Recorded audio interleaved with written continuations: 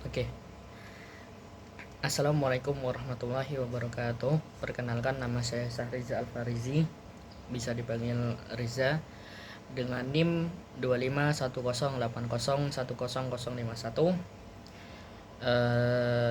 Prodi Ekonomi Syariah, Fakultas Ekonomi dan Bisnis Islam. Oke, langsung saja. Di sini saya akan menjelaskan presentasi dari kelompok kami yang berjudul Pentingnya Musyawarah dalam Organisasi dan Cara Mewujudkan Musyawarah yang Efektif dan Kondusif. Langsung saja, pada pendahuluan, musyawarah adalah cara bersama untuk mengambil keputusan dengan saling bertukar pendapat dan mencari kesepakatan. Nilai ini penting untuk menghindari konflik. Di era sekarang, musyawarah tetap dibutuhkan agar keputusan yang diambil adil dan diterima semua pihak. Oleh karena itu, perlu diwujudkan suasana musyawarah yang kondusif dan efisien, yaitu dengan saling menghargai, terbuka, dan fokus pada tujuan bersama. Oke, untuk poin yang pertama adalah keputusan otoriter dan keputusan musyawarah memiliki waktu berbeda dan menyesuaikan situasi dan kebutuhan. Alasannya, suatu cara pengambilan keputusan menyesuaikan dengan situasinya dikarenakan memiliki kebutuhan yang berbeda. Jika situasi terlalu mendesak, maka perlu adanya keputusan pada saat itu juga. Maka dari itu, keputusan otoriter adalah pilihan yang paling tepat. Sebaliknya, jika tidak mendesak dan perlu adanya transparansi, maka menggunakan keputusan musyawarah oleh beberapa pihak agar mencapai keputusan bersama atau mufakat. Oke, pada hasil wawancara, berdasarkan wawancara kami bersama narasumber, dapat dijelaskan bahwa pengambilan keputusan diambil secara otoriter melalui sistem hierarki dengan BPH sebagai pemilik wewenang pengambilan keputusan. Keputusan otoriter diambil ketika kebijakan dirasa tidak terlalu butuh adanya transparansi dan sudah menjadi kultur organisasi sehingga mufakat tidak terlalu diprioritaskan. Sebagai contoh, sudah menjadi budaya turun-temurun bahwa ketua DEMA otomatis akan menjadi ketua PBAK sehingga tidak perlu adanya rapat pemilihan ulang. Dan sebaliknya, untuk musyawarah dilakukan ketika suatu keputusan membutuhkan adanya transparansi dan pendapat dari semua pihak. Sebagai contoh, rapat kegiatan, rapat evaluasi, rapat pertanggungjawaban, dan lain-lainnya. Dalam hal ini butuhnya adanya transparansi informasi dan keputusan bersama supaya hasil keputusan dapat diterima dan mudah terrealisasikan. Pada bab ini, musyawarah itu sangat ditekankan, tetapi juga terkadang ada situasi yang dimana suatu keputusan itu tidak harus dilakukan secara musyawarah dan kalau misalnya tetap dilakukan itu malah tidak efisien seperti itu. Dan pada bab itu sudah masuk pada penerapan sila Pancasila yang keempat, yaitu kerakyatan yang dipimpin oleh hikmat kebijaksanaan dalam permusyawaratan perwakilan. Oke, yang terakhir adalah pesan reflektif. Dari pembahasan dapat disimpulkan bahwa setiap cara pengambilan keputusan punya waktu dan tempat yang tepat.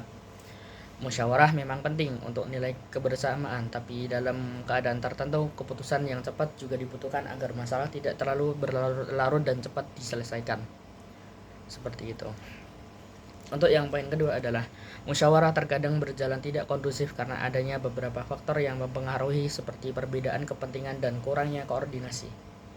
Alasannya, yang pertama adalah kebedaan kepentingan membuat musyawarah menjadi kurang kondusif dikarenakan menyebabkan setiap pihak mempunyai kecenderungan kukuh mempertahankan pendapat masing-masing, bahkan jika pendapat tersebut kurang sesuai dengan visi misi. Selain itu, perbedaan kepentingan juga dapat menimbulkan konflik dan komunikasi yang tidak lancar. Yang kedua adalah kurangnya koordinasi membuat diskusi melenceng dari tema, waktu terbuang, dan suasana menjadi tidak teratur. Berdasarkan hasil wawancara, terkadang terjadi kendala pada musyawarah pengambilan keputusan. Sebagai contoh, dalam rapat kegiatan, ada anggota yang fanatik memperbanyak kegiatan yang ada kaitannya dengan olahraga, padahal mufakat yang sesuai dengan tujuan adalah tujuan bersama untuk menciptakan kegiatan yang seimbang baik dari akademik ataupun non akademik, seperti itu.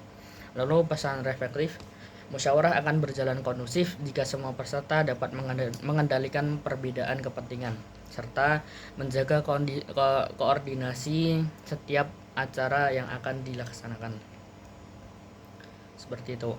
Oleh karena itu, setiap peserta perlu bersikap terbuka, saling menghargai, dan bekerja sama agar keputusan bersama dapat tercapai dengan baik. Oke, poin yang ketiga adalah musyawarah yang tidak kondusif dapat diatasi dengan aturan yang tepat, mempertimbangkan terhadap rasionalitas argumen dan kepekaan terhadap koordinasi bisa menjadi jawaban untuk masalah tersebut. Alasannya, dalam penyampaian dan penerimaan argumen, perlu dipertimbangkan rasionalitasnya dan kualitas argumen sebagai media penyaring pendapat yang tidak terlalu melenceng dari tujuan utama. Penyaringan argumen ini diperlukan karena dapat memfilter argumen-argumen yang kuat dan kemudian dapat dipertimbangkan sebagai bahan diskusi musyawarah. Hasil wawancara, dalam teknik rapat, terdapat moderator rapat yang bersifat netral dan mampu menengahi perbedaan pendapat. Selain itu, dalam sesi jalannya musyawarah, moderator juga mampu membatasi pembahasan supaya tidak terlalu melenceng dari topik utama. Kesadaran anggota pun dapat membantu mengkoordinasi, seperti mengikuti ronde dengan baik, memberi teguran ketika dirasa akan terjadi ketidakkondusifan, juga penting untuk menciptakan musyawarah yang kondusif. Pesan reflektif adalah penyaringan argumen dan koordinasi yang baik menjadi kunci dalam mewujudkan musyawarah untuk mufakat. Dengan mempertimbangkan rasionalitas dan kualitas argumen, proses diskusi menjadi lebih terarah dan berfokus pada tujuan utama. Dari proses ini dapat direfleksikan bahwa musyawarah yang efektif bukan hanya tentang banyaknya pendapat yang disampaikan, tetapi tentang bagaimana mengelola, menyaring, dan menyatukan pandangan untuk mencapai kesepakatan bersama secara bijak. Oke, mungkin itu saja yang dapat saya sampaikan dari presentasi tugas kelompok yang kemarin. Apabila ada kurang lebihnya, saya mohon dimaafkan. Cukup sekian. Wassalamualaikum warahmatullahi wabarakatuh.